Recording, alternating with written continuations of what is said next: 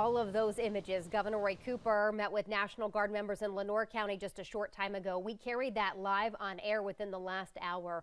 He addressed what Debby has brought to the state so far, saying 32 counties are under a state of emergency. The governor has activated more members of the National Guard. That number is now at 374 Guard members. He also addressed tornadoes that have spawned from the storm in the eastern part of the state. And unfortunately, we have one fatality from that in Wilson County, and our prayers are with his friends and family. And the governor also noted that about 125,000 customers are currently without power in North Carolina.